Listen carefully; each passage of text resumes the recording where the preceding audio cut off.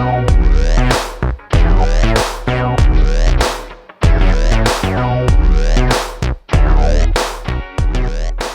listening to the PR Wind Down Podcast, the show for public relations professionals who are ready to see real change in the PR industry. We are your hosts, April Margulies and Laura Schooler. Let's get ready to wind down. Should we just kick it off with the questions clients always ask? Okay. Cool. So the question that a lot of clients ask is, how can you prove the ROI of PR? Which is a totally reasonable question and a great question and a much harder question to answer. I don't know if Laura, you want to chime in or if I should pontificate for a second here. Well, why don't you start? Okay. So the main thing that I like to tell prospects and clients is that measuring the return on investment of PR largely is determined by what your goals are. So meaning, if you're trying to, edge out the competition, then share of voice becomes really important. Because if you have got competitors that are always in the news and your goal with PR is to show up in all the articles they're showing up in so that you're not getting edged out, then that's a measurement you should include, right? Again, there's not a dollar value to that per se, but there is a way to measure it. If, for example, you're trying to say something really specific about your key differentiators and you need that to be something that's pushed out every single time there's a communication about your company, then key message pull through becomes really important, where you're trying to figure out, okay, we're trying to say, this is our differentiator. We want it to be in every article. And if that's the thing, then we should measure against every article that comes out. Did your key messages get pulled through in a way that is meaningful for what you're trying to say about your value proposition, right? So that's another thing that can be looked at. A lot of clients say, well, I just want a number of placements. How many placements are you going to give me for that amount of money? It seems like a really straightforward way of doing it. However, we all know that there's a really big difference between a tier F publication and a tier A or B publication. And if your goal is to get in a set number of publications that are really strategically reaching your target audiences, well, then that might not be in and of itself enough to really measure that either. Right. Because I know a lot of agencies guarantee, we're going to give XYZ placement, this number, but it might not be in any outlets that move the needle for you. So that's another thing to look at. And if you're being strategic on a very high level, you're probably going to have to give an exclusive to somebody, which means you're going to get one great hit, but you're not going to get 10 hits. Or you might get one hit and then like maybe one or two like smaller trades will pick it up the next day, but you're not going to get 20 hits on it. It's just not the way the media usually works. Exactly. And then, another way of doing it is looking at how many unique viewers per month you're reaching through press. So that's one way of sort of determining how large the publications are. But once again, just because you're in a large national publication with a huge reach, if your audience isn't reading that publication, doesn't matter, right? A lot of clients want it to map directly to sales. And that's where I say, well, that gets really tricky because sales is reliant on all these other touch points that PR is one of. But to say you can draw a direct line from PR to sales, usually not. Sometimes yes, right? Sometimes you get we had one client that got a hit in the Today Show and they got 20,000 orders that day or something like that. And it was very easy in that case to draw a direct line. So it can happen that way, but I don't think it's a reliable way of measuring results. It's one way that when it happens and you can draw that direct line, amazing. But a lot of times the articles that we place do linger around for a long time. And when people are researching a product like yours, then they find it even if it's 2 years later. So, I know personally when I do shopping and I'm doing research on a new refrigerator or whatever, right? I'm going to look and see what fridge got mentioned in which listicle. And it might even be something I pulled from 2017, right? And then I'm going to use that to make a judgment on which fridge I'm going to get. I think it's just important to keep in mind that the value of PR lasts a long time after that. Then I have some other clients where the main goal is SEO. So they want something that has high domain authority. And in that case, that's another way of measuring it. So I usually say, with the risk of sounding like it's a cop-out, I really want to work on that piece of it with you, because I need to know, what do you most value? Is it downloads of your app? Is it the number of visitors to your website? Is it brand credibility? Is it the idea that you're getting that message out that makes you unique in the press? Or is it that you want to figure out where you edge out the competition and we were in 10 articles and they were in 5 and we win, so those are all the kinds of things that clients need to consider when they're doing that return on investment valuation. But at the end of the day, it is widely understood, that PR is a harder thing to measure and that it's a lot harder to track an exact amount of money. I know back in the day, it was a lot about ad equivalency. Right.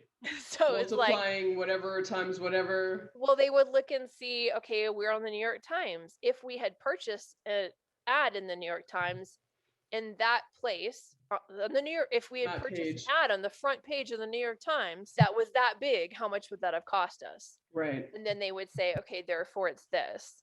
But I think that by, far and away that has gone by the wayside, because it's just not, it's not quite how things work anymore in the digital world. It's not like you have a set placement within, if right, it's because online, it's search. It's about search. It's not right. That's right. So I think that most people have abandoned that at this point. I'm sure that still exists, but I haven't had anybody ask for that in at least 5 years. I think whoever came up with that idea to begin with back in the day was a jerk, because it was always such a false equivalency. It had nothing to do with buying an ad. If they were concerned about that one, buy an ad. Well, and it's not as if usually the whole article isn't about the company. You're included within. Yeah, it has nothing to do with an ad. What it looks like, what it reads like, nothing. Right. There's no visual attached to it usually. I always hated it, and I knew every PR person hated it. And guess what? Every PR person would give the client, well, the ad equivalency would have been, every time they do it. Yep. At least that has gone away. But yeah, that's interesting. I guess I haven't really heard that either. It's the unique viewers per month, which again, it's like, I can't tell you if they looked or read your article, but that's how many viewers that site gets. Again, it's really hard to, it's like publications aren't going to give you the specific information about, how their article is read or engaged with. Well, the other thing that we can do now, thanks to tools like Cision, after they purchased Trendkite, is you can see how many times an article was shared on social media. Right. So you can figure that piece of it out and use that. But sometimes those numbers kind of look like not that impressive or not, not that exciting. Well, and on the other hand, sometimes those UVPM numbers are like, 590 million people saw them. Like, really? Like, no way. Right. Like, not even a tenth of a percent actually probably read this. Right. Well, and just because there's a set amount of unique viewers per month assigned to a publication, right, that doesn't mean that all of the readers of that publication read that article. Right. It's like, I don't know. It's tricky. I think, what I like to tell people is that when you know, right? It's a little bit like falling in love. When it's working because how it feels. And I think, I say that because I've had clients that suddenly, they show up for meetings and people say, oh, I just saw you in XYZ publication. That's so neat. Sounds like you guys are doing really well. Or you're on the phone with a prospect and they say something like that. Or, and that's when you know that it's working because your audience is finding it and it's meaning something to them and it's elevating your credibility and you get that feedback loop going. I think that's the biggest proof or value of PR for startups and big legacy companies alike.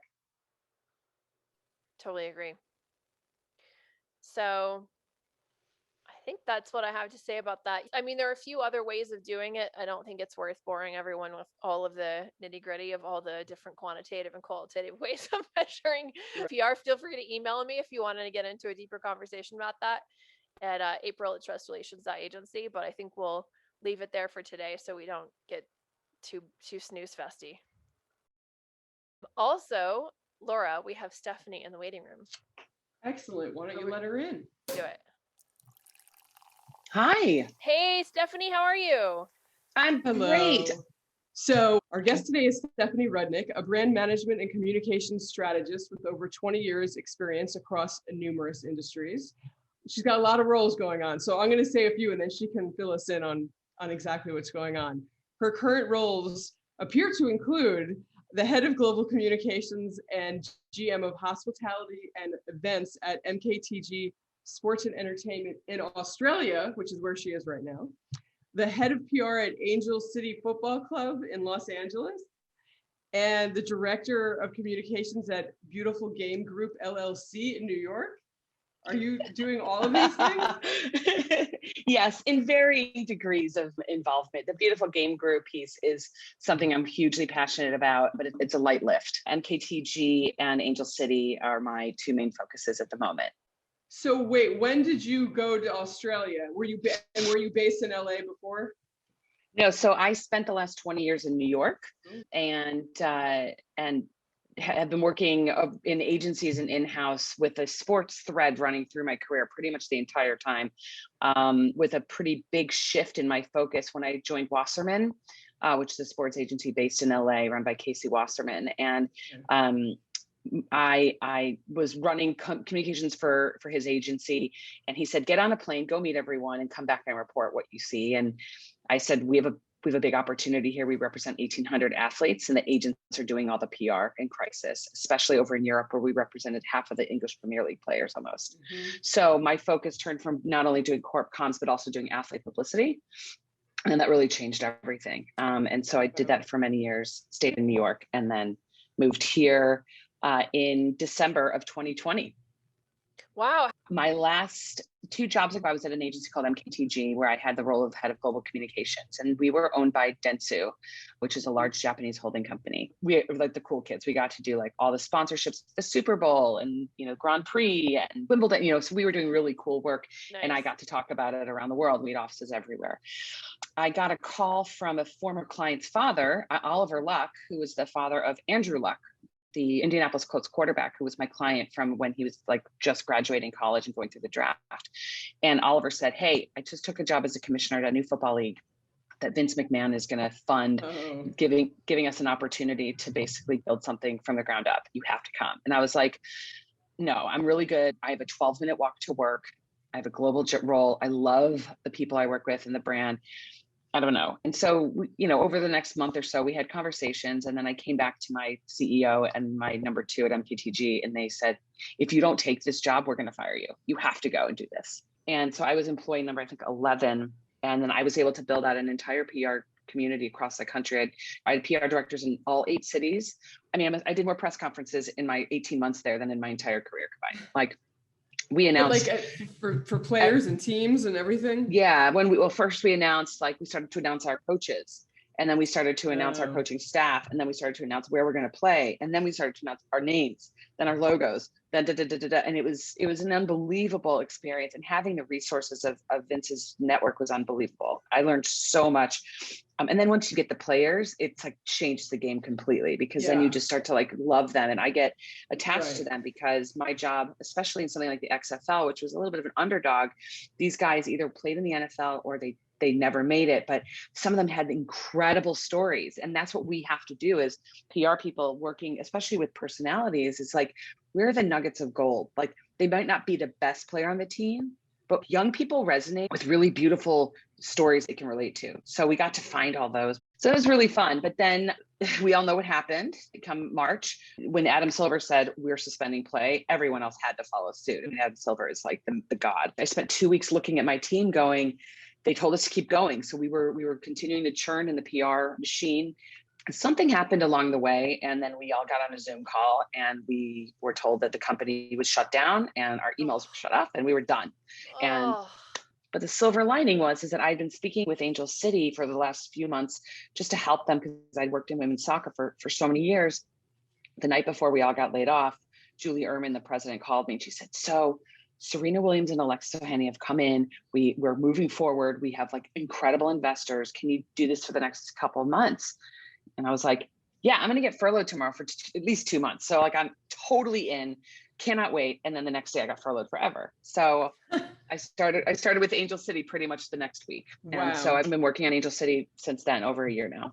Interesting. So what teams or types of sports were you involved in at MKTG?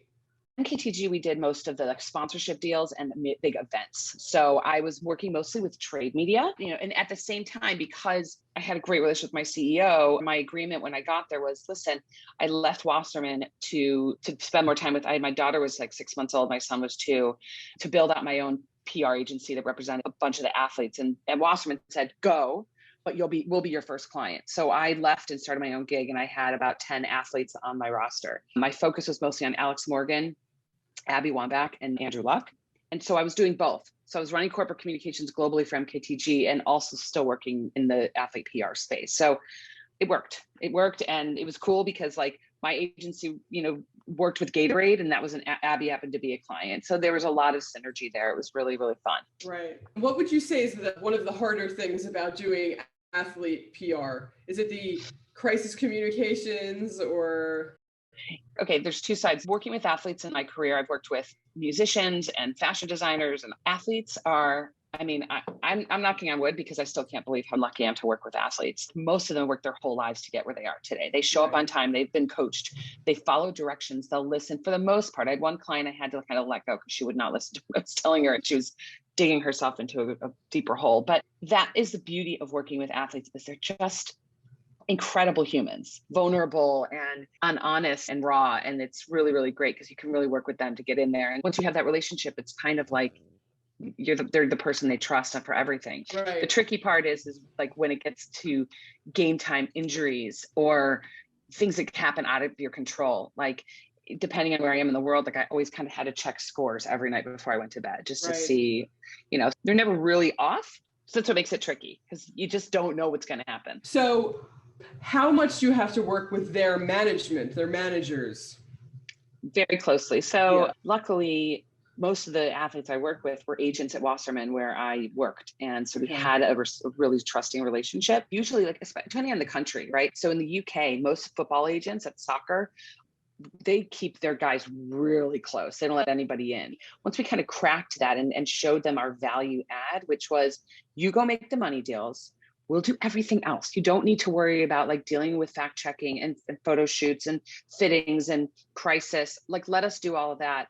And then that'll give you more time to focus. The and they were like, sponsorships and stuff. Yeah. Yeah. And it's such a crazy business, but it's the same here. The agents here, let's say that the agent makes a deal with a major beverage company, and I'll work with them on the contract to look at like the like what's in the contract as far as appearances go. And is that exactly? So it's not like media relations and strategy. It's actually negotiating what their deal points are, and then making sure that I'm really much involved in the fulfillment of those, so that they're not over asking, and then my client's getting pulled into stuff. I often also either go with the client, like if it's a photo shoot, if it's a cover shoot, you want to be there because sometimes an athlete, if they go alone. Actors and actresses would never go alone, right? Their publicist is there. They're like, boom, boom, boom, we got 20 minutes, you're out. Athletes it's just a different mindset. So I usually go because they're having so much fun or whatever, but like they need to be at practice in 4 hours. So they have 4 hours. And so I do go and do a little bit of mama bear. I thought you meant maybe because they'd like wear something crazy.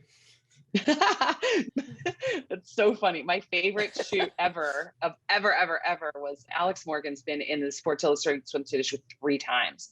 She does it for the reason of like total empowerment. I mean, she's like, I'm not curvy, I don't have boobs, I'm like, but I want to show. So her first shoot was in New York. I had just started working with her maybe like 4 months before, and we agreed that she would be painted, no clothes, full body paint. She had to stand for 14 hours, get painted before they even turned the lights on to take photos. Oh my God. Yeah. So I actually like would let leave, come back, get my kids, That's she's still crazy. Oh my God. My mind immediately goes to all the practical questions like, how do you go to the bathroom? How do you eat? You can eat. It's just they did your arms last and whatever. And then she stood up on this revolving pedestal thing. The shoot lasted like maybe 40 minutes, maybe. After all that, but she loved it. She's like, this is unbelievable. And if you Google it, you'll see the shots worked out just beautifully. And then the next 2 years later, we got to go to Guana Island in the Caribbean. That was a really fun one. I had to go and monitor. So we have 3 days. Poor thing. Yeah, totally. So what are some of the perks? What do you think about the laws that they've been talking about and starting to push through about college athletes getting paid? Oh God, it's such a good question. Listen, I'm all for it. I really am. I think that image and likeness is like, if I was a singer or a dancer or an actor as a kid, which I was, but I was getting paid to do things, right? And these athletes, I know it's a huge nut to crack, and there's a big issue between like football versus field hockey, whatever. Right.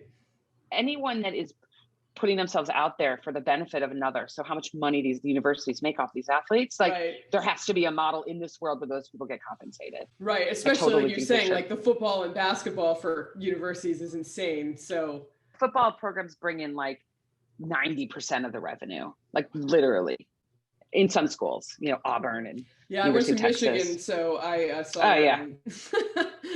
130,000 people or whatever. Yeah. Interesting. We'll see what happens, but go on, April. I'm sort of dying to find out, since Stephanie's been around about roughly the same amount of time as the two of us. I want to pick her brains on what she thinks has changed in PR. I think I've been around a lot longer. And this is a two-part question. So what has changed in your career, and what has changed in the last year? Like, you mean in the industry or in her life? That's a great question. Could be either, it seems. There's not enough time in my life. It's been an unbelievable journey, really crazy, amazing journey. Okay, so this is actually for me pretty easy, because I think that what has changed the most since when I started in 1996 at Edelman, and I got like to the office every day, and I would send out, no joke, like 250 faxes, and I was literally calling like on the phone. Like, did you get the fax? Oh yeah. I mean, can you believe what we were doing? These poor journalists. I mean, I would have ripped my hair out for them. I would get to the office like 6 a.m. because it was 9 a.m. in New York. And I'd be like, I'm going to just go through this whole spreadsheet. And I would just be on the phone like all day with glue on my fingers from gluing up and sticking together clip reports. Right. I mean, this sounds like I walked to and from school in the snow with no shoes. Reports. I remember those. Yeah, you had to literally like put it on a piece of paper. Yes. I'll go through all the newspapers and magazines. And oh my God. And one of my internships, my desk was literally in the mailroom. And so the smell of the 5 copiers around me and the glues, I mean, it's like, take a picture of like hell. But I loved it. That's what like got me going, was like getting that hit. I mean, one of my first hits ever was with Terry Lefton when he was at Brand Week. And I was terrified of him. And he wrote, I still have it somewhere. But that's the weird thing. It's like you're in sales almost. It's the rush. You get this, you learn to care so much. So I think like the hustle was so much more intense because there were so many more reporters. It wasn't really email. I was still mailing stuff to people. Oh, press kits. I mean, fulfillment.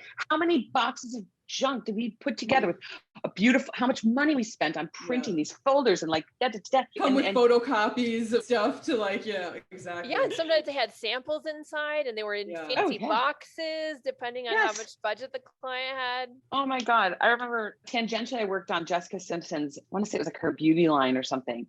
We sent out these like unbelievable things, but we, of course, like there's fulfillment houses that do that, but no, we all did it. So we'd be in the conference room with thousands of product on. I mean, so I think there's a lot more journalists. Someone told me early on, and this is like the gold, this is like the nugget. When you're starting out and you're working with media, and it's very different now. Like the editorial assistant will be the editor-in-chief one day, and you guys are going to come up together. That's right. So like that's really important. So like your relationships with the media are so critical. And for me, I think what's changed a lot is that now there's all these bloggers and podcasts, and like there's a lot fewer journalists, I think, but a lot more opportunity. But when training a client to prepare for an interview, it's not as easy as it used to be, because like you have to go into demographics and make sure that when they're doing a podcast, they're actually answering questions that would resonate with that audience versus like a hitting flat. So it got complicated, but in a different way. Now in the last year, I mean, that's all I have to say is, like how many reporter friends of mine that, that cover sports had no sports to cover. They were just mining for anything they could get. And, there's some folks, like a friend of mine at The Athletic, she was crushing it. She was writing beautiful pieces, and they kept like giving her more and more and more and more, her own podcasts or whatever. Like she may have been overlooked until she took this opportunity of going, okay, what am I going to do? And she used it in the right way. So there's a lot of people that lost their jobs though. That's rough. especially in broadcast. Like a lot of my friends that I worked with at the big networks when I was at the XFL are all like producers now and just looking for work. Well, the best like they've been there. freelance. Yeah. Yeah. Mhm. Well, we'll see. I mean, sports are back-ish, right? Yeah. We'll see. Oh, thank God. And the other thing that's really interesting is the proliferation of social media has made our jobs way more complicated, but also helped raise the brands of our clients much more easily because of the access. But it's a tricky, slippery slope. And again, that's another channel that you have to flick through before you go to bed every night, just to make sure that everything's kosher. Do you feel that a lot of the reporters that you started out with, dealing with, have moved on to PR agencies or, quit the business? Yeah, so definitely. It's fun to say. I remember Ken Hine, who was a trade reporter. Ken Hine, that's hilarious. Yes. I have a Ken Hine story too. You do? Oh my God. I know. Yeah, I know. Ken Hine Yes, also. I was like, Ken Hine. He disappeared and then all of a sudden he showed up at the drum and I was like, Ken Hine. And he was like, hey, aren't you the Coca-Cola chick? And, I hadn't seen him for 20 years. This is what happened. So I was at MKTG, which was a Dentsu agency. And all of a sudden, Ken shows up as the head of communications for the agency in North America. And I was like, you were the brand week guy, right? Yeah, and I was like, you came to the dark side? He's like, yeah. Which, I'd like smack him on the side of the head. I'm like, you couldn't do your job without us. Don't forget it.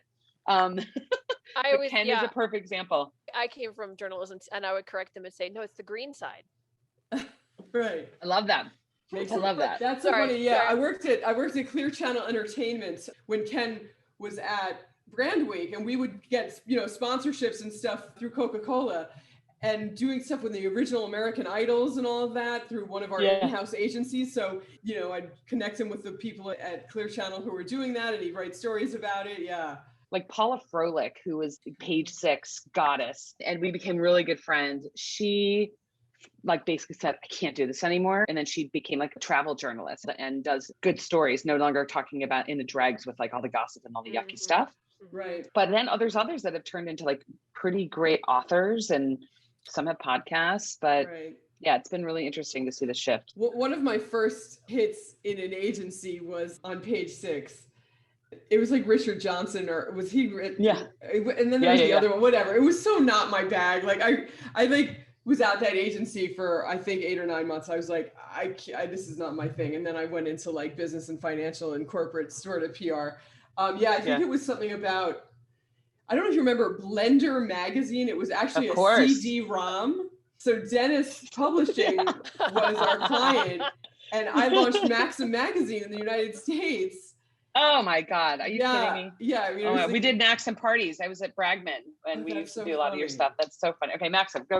And Blender was under Dennis Publishing.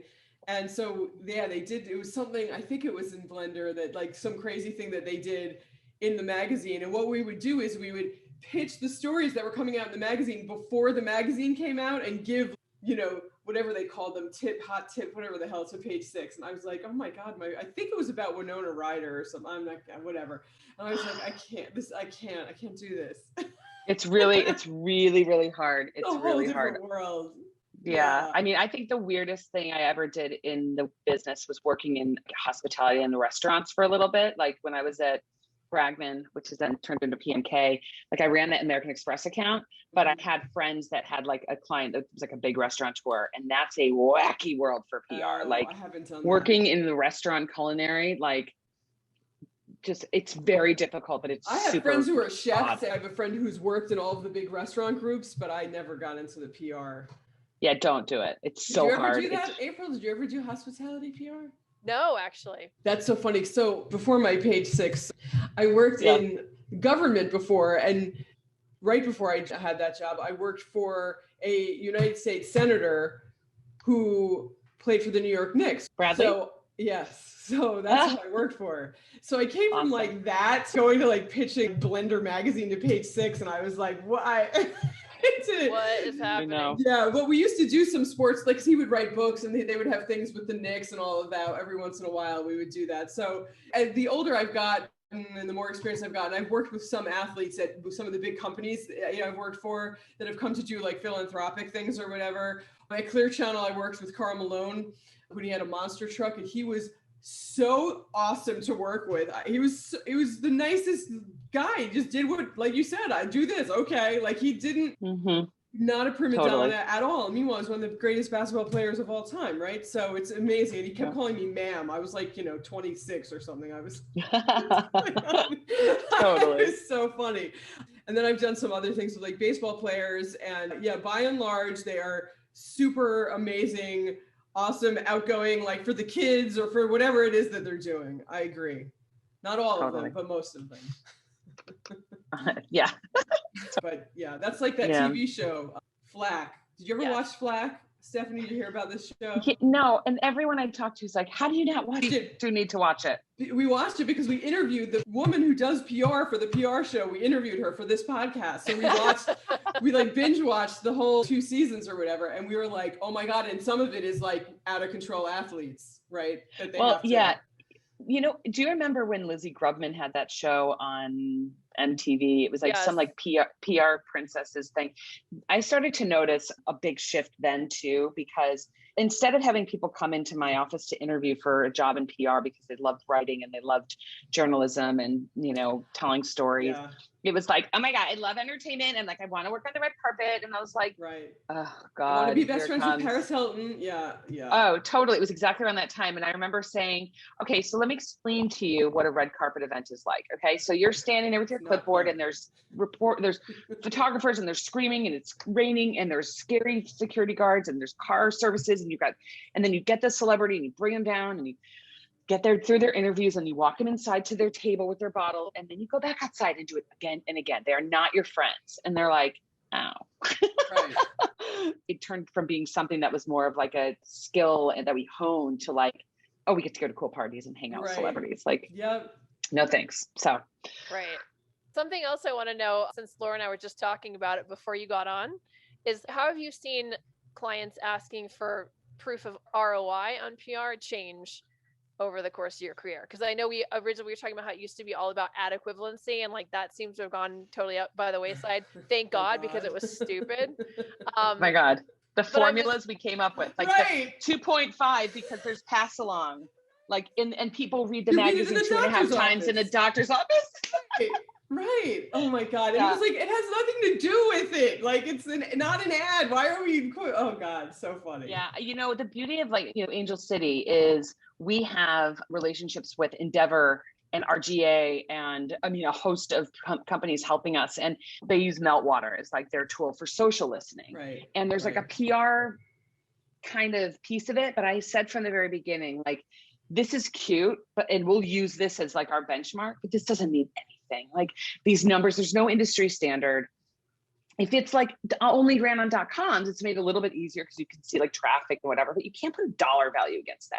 Clients don't really ask for ROI, at least because I say to them, it doesn't exist in PR. Right. You can't really put a dollar value on it, and they'll try. And it's nice to have like a Meltwater if you decide to use one platform for everything.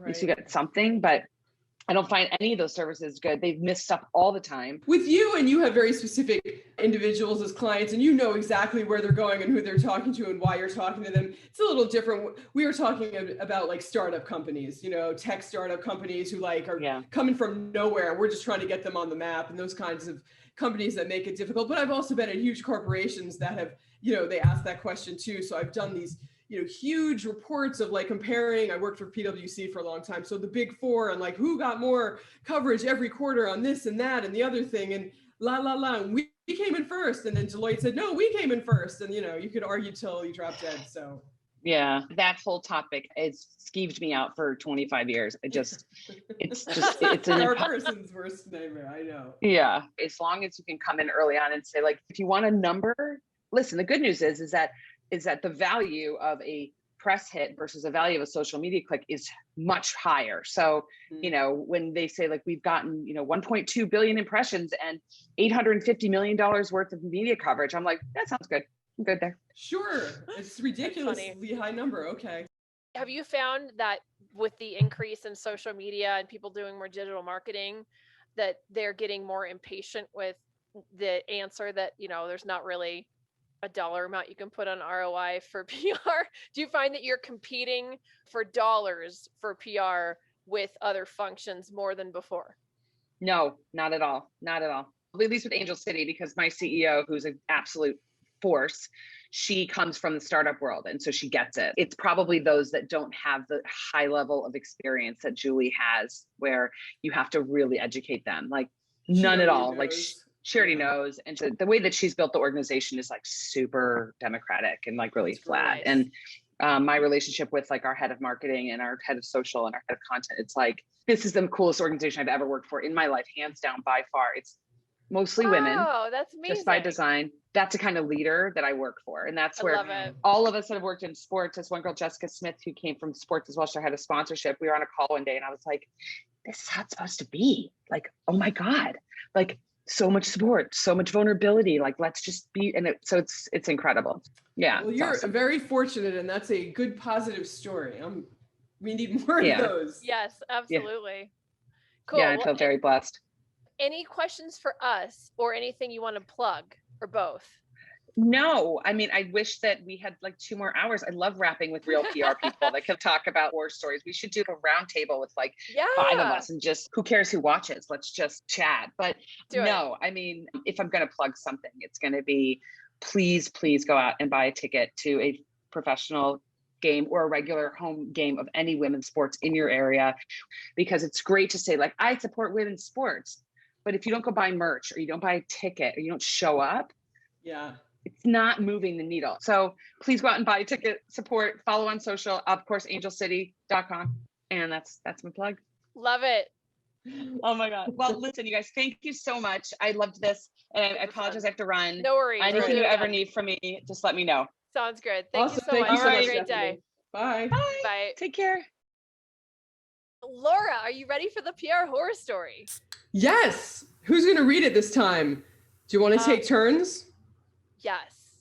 Let's try that. In my first role after college, I worked for a small lifestyle agency. I was so excited to start my career in PR, working with what seemed like some pretty fun, sexy brands. I thought I had a good idea of what my job would entail, from the interviewing process, which included a trial day at the office, and speaking with friends at similar agencies.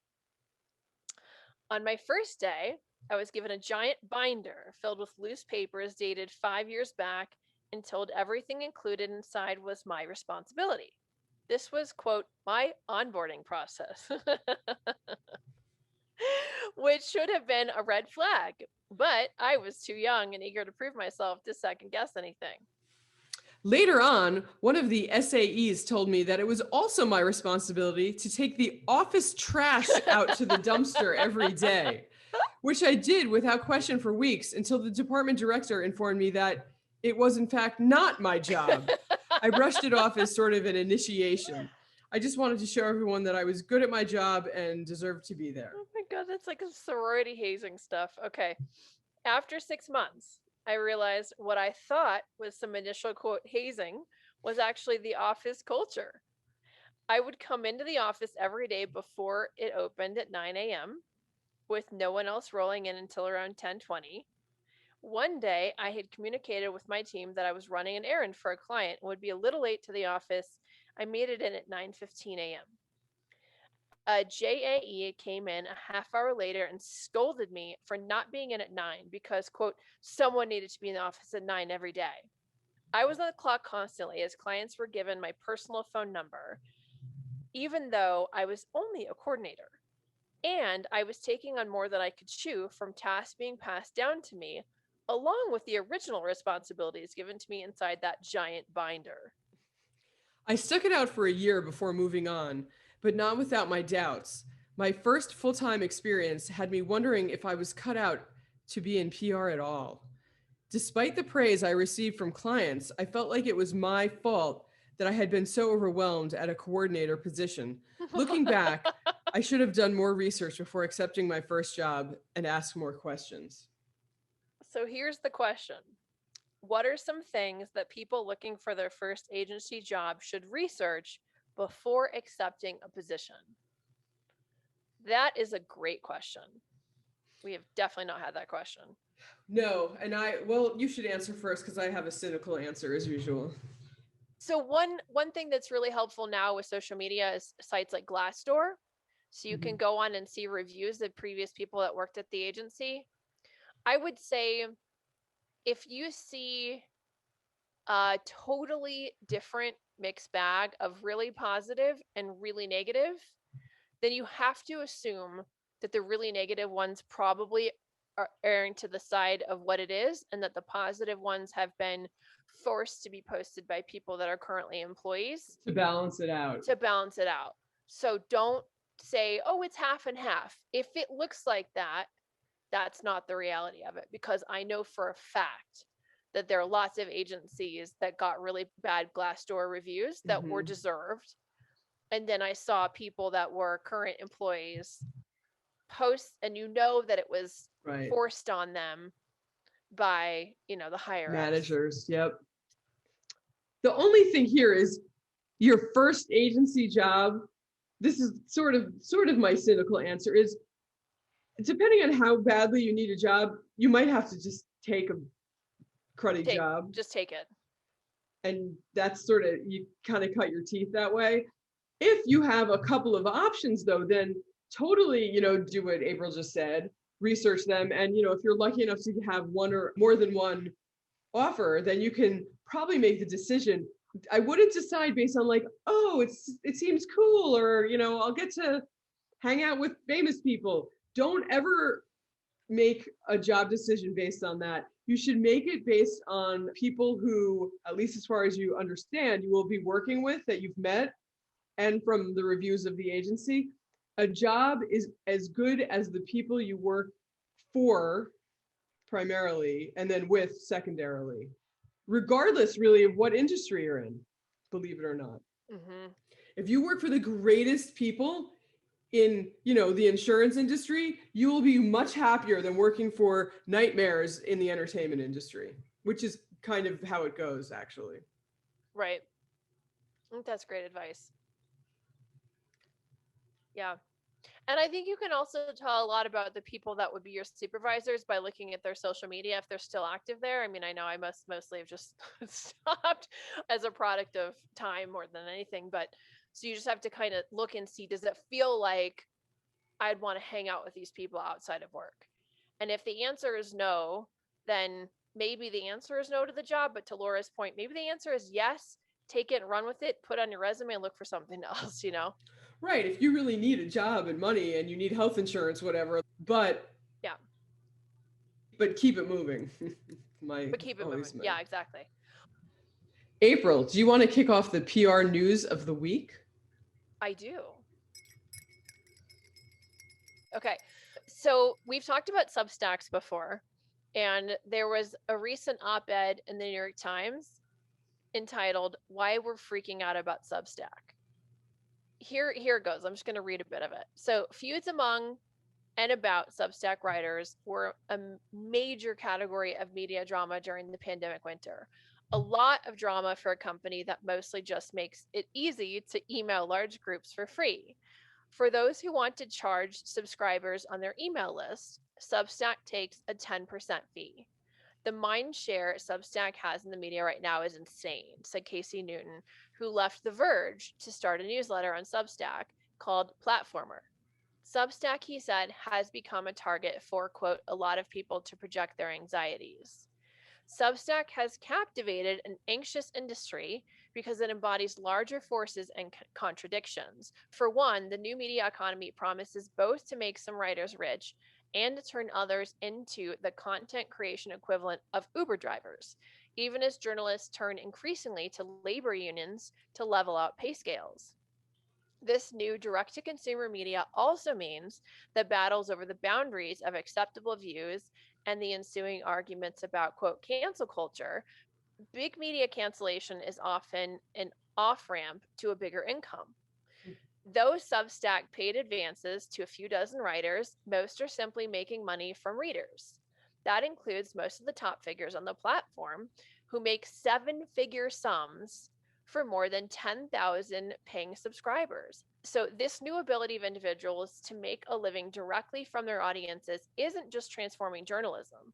It's also been the case for adult performers on OnlyFans, musicians on Patreon, B-list celebrity is on Cameo. In Hollywood too, power has migrated toward talent, whether it's marquee showrunners or actors. So Substack now embodies this cultural shift, but it's riding the wave, not creating it. So then it goes on to say that Substack's thesis is in part that media companies underpay their most prominent writers, and many of the writers who took advances now regret doing so. They would have made more money by simply collecting subscription revenue and paying Substack 10% than making the more complex deals with money up front. So it does go on from there, but I don't know if I want to torture everyone with it. The ending basically says, so the story of Substack, the company, is interesting and, of course, meaningful to its investors, but the shift in power toward individual writers and direct payments has broader implications.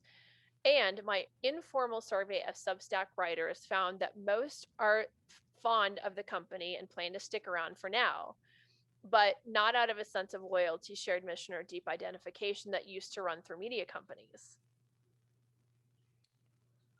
Pretty interesting. So this is by Ben Smith. He's the media columnist at the New York Times. Mm-hmm. I guess what it's saying is that when you were a reporter, in the olden days being, 2019 or whatever, and you lost your job, like, oh my God, like, I got fired from the New York Times, is the Wall Street Journal going to hire me? Or I got fired from New York Magazine, is Los Angeles Magazine going to hire? Like, oh my God, what am I going to do? Now you can be you can be your own mini media newsletter company, right? And then maybe you can get some of your high level friends in journalism to join, and you can build your own like little media fiefdom and have a collection of newsletters that address different industries or whatever the case may be, and make a whole lot more money. Is there advertising involved, or is this only subscription based? It's just subscription based, and then they right. take So you don't even need publishers. You don't need salespeople. You just need somebody who is good at social media, probably, and SEO, to get more people to see that you're doing this, to sign you up, and maybe a little bit of marketing. And so that's why I think that the big media companies are like, oh my God, like this is going to continue to siphon readers away from us. 100%. And I think it shows two things. One is that if you try to get rid of a writer because you think that their voice is too outlandish, doesn't fit the culture, is, needs to be censored, in a way, what you're doing is driving them away and pulling their readers away from your readers. So you can do that all you want. I mean, we sort of talked about this before, right?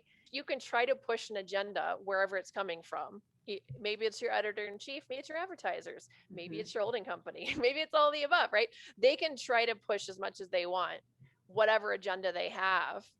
But if it ultimately results in people bouncing out and then pulling away readers, what good does that do you, right? Yeah. And I think it's showing that the freedom of the press will prevail no matter what happens. So it's like whack-a-mole. Like you can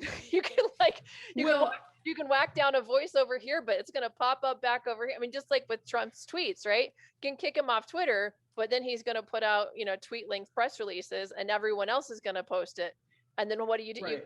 You can't whack down 20,000. I think it's underestimating people's autonomy. You can't, control the people, some of the time, but you can't control the people all the time. Bob Marley, right? Like he had it right. So I'm more of there's a sucker born every minute, but that's not the same.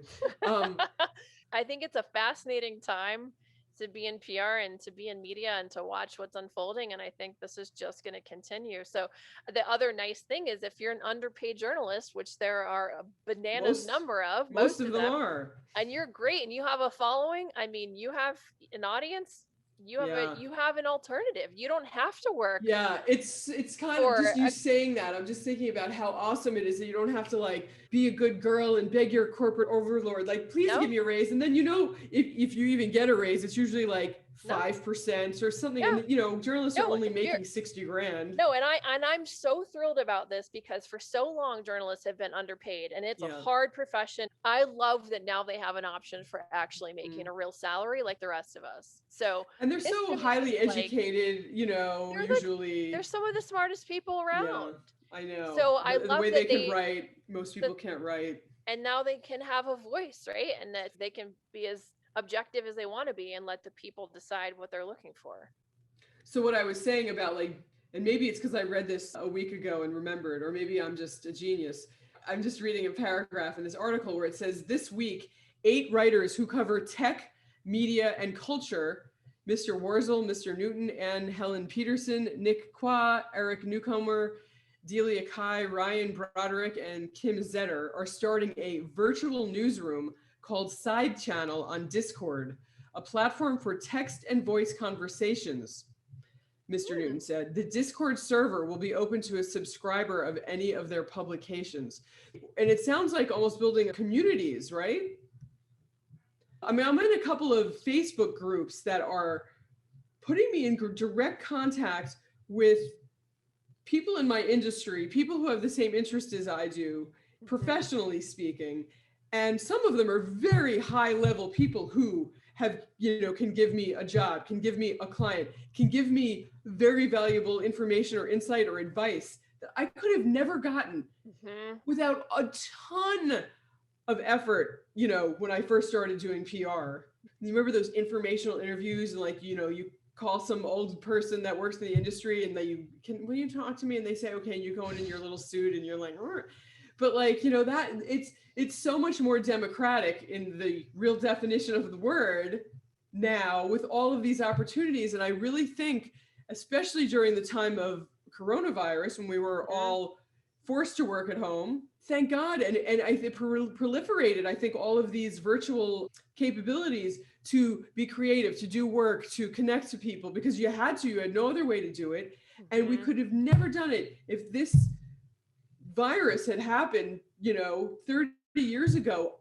I mean, what would you have done? It would have been rough. You couldn't have worked.